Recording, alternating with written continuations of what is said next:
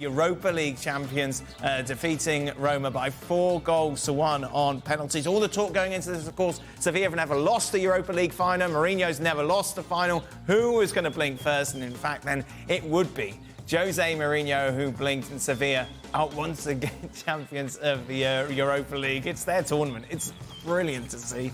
7 times they have won it. Let's welcome in then, shall we? Stewart Robson and Gab Marcotti to reflect on this. What are your reflections on this game, Stewart Robson? About the same as yours, Dan. I was hoping to see a good game. I was hoping to see some tactical understanding by Sevilla. I was hoping that Mourinho wouldn't sit back too deep, and I thought there would be a game of football breakout. But it was all about how the benches reacted, how players reacted. It was a shocking example of how football shouldn't be played. You know, the behaviour of all the players out there, and mainly the Roma players, and both benches, it was disgusting. And I'm always an advocate that there should never be extra time. I said it at the Championship playoff final. Extra time over the years, which I've commentated on, have usually been a waste of time. And tonight was a great example of two teams that were never going to win in extra time. It was always going to go to penalties. You've got 90 minutes to win a game. Go straight to penalties afterwards. Yeah. Tell us what you really think, Robbo. It's got harder to watch as the game went on. Well, and I think a lot of it has to do with Roma. First half, Roma comes out and they're looking like the better team. They're knocking the ball around. The involvement of Dybala, who was a surprise in the starting 11, he was actually fit. And when he was touching the ball, looked like the best player on the field. And Roma were essentially parked in the attacking half. They score the goal. And it's almost like, well, that's it, boys. We've done what we came to do, and now we're going to go protect. And so they gave the initiative back to Sevilla, which is not a lot, because Sevilla is a team that does struggle to score goals. And so what you had is Roma essentially saying, you know what, this whole attacking thing is not for us. Sevilla, see if you can break us down. And while I suppose that that's Mourinho at his best or at his worst, depending on how you look at it, it felt like Roma had more in this match if they had been willing to push further up the field.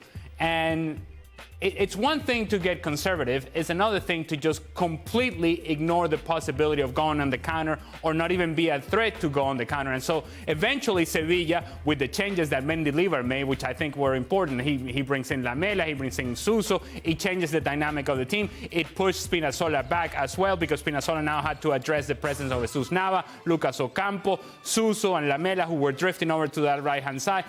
Roma had no outlet. Sevilla eventually, just on momentum alone, get a goal. And then after that, it just never really felt like anybody was going to win it, because while there may have been intensity and there may have been fighting spirit and there may have been complaining and fouling, there was a lack of quality, and that was clear to see. Are we being too negative, Gab?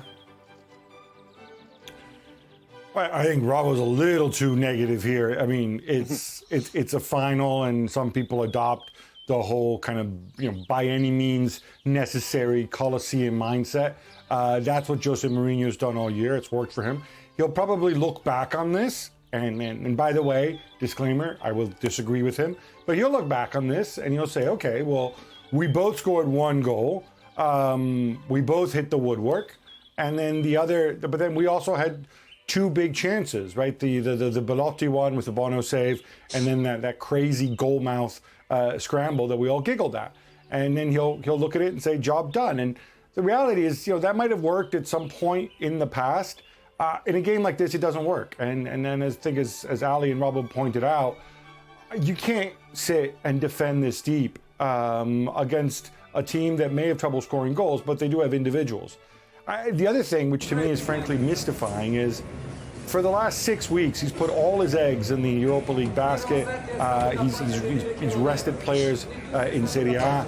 How is it possible that his actual footballers, the guys who can actually play, like Pellegrini, like Tammy Abraham a little bit, none of these guys can last even 90 minutes? When I saw Abraham go off, and I saw Belotti come on, Belotti, who is Roma's reserve center forward, and who this season has scored as many league goals as you have, Dan, I'm thinking to myself, all right, are you just giving up on scoring here? That's what I find odd. I don't understand. I know, sports science, all this stuff. Why can't these guys last 90 minutes? We're not talking about Dybala here because he came into the game injured. It just seemed weird to me. And then a word on Gini Wijnaldum.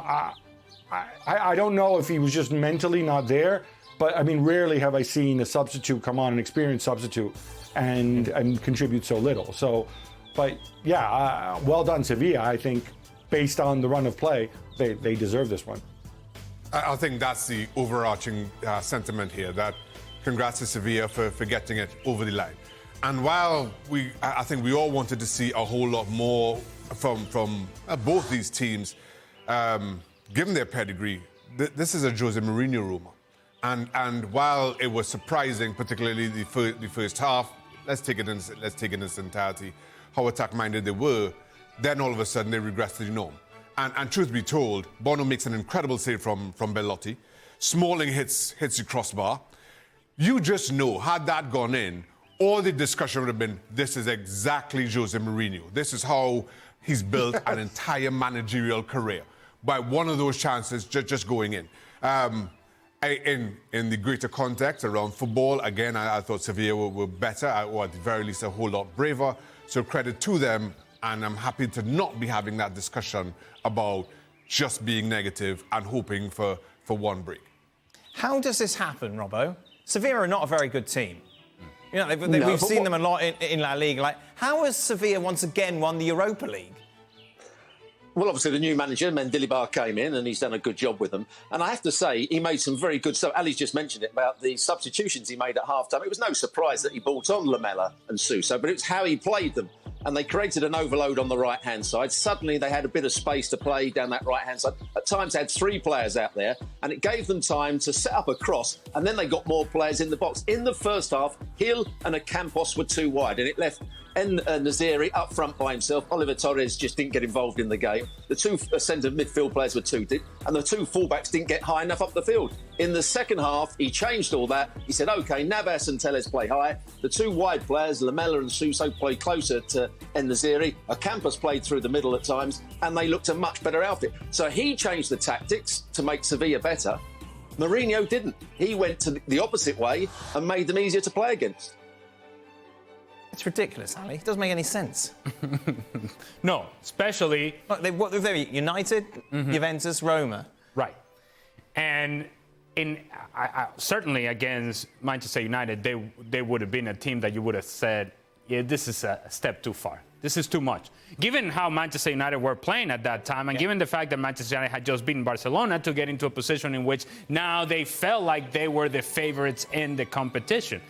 And you just think of how much Manchester United outplayed Sevilla in the first leg, and yet they walk out of Old Trafford with a result, and you go, yeah, this doesn't make any sense. And I'll take it back even further.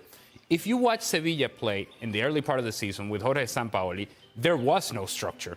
There was no identity. There was nothing. To the point to where Sevilla were in the conversation, just like Valencia was, in relegation. Valencia, they stayed there a little longer. Sevilla, once Jose Luis Mendilibar came, they got structure. They got identity. And he started leaning again on some of the players that have been Sevilla staples over the last few years. And that's Jesus Navas, and that's Lucas Ocampo, and players like Rakitic. And look, we're going to trust our identity. We're going to trust our plan. We're going to have organization, which they didn't have under Sampaoli. And then you see a team that, because they have enough quality and enough players that can knock the ball around, the totality of their team will get forward, will push forward. Their limitation has been scoring goals. But in terms of what you see from Sevilla, what they were at the early part of the season and what they became, is completely 2 different teams. To that point, I see it the other way, in that I think it's close enough to suggest in silhouette. And yes, the ball does come a long way, but I don't think in this circumstance it's on the responsibility of the player to move his arm. This is far too polite. Well, I hear what you're saying. Yes. I beg to agree to disagree with my learned friend. Robbo, penalty or not?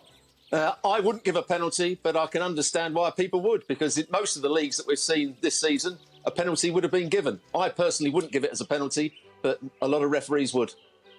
What next for Mourinho, Gab? It's a really good question. He has another year left on his contract with Roma.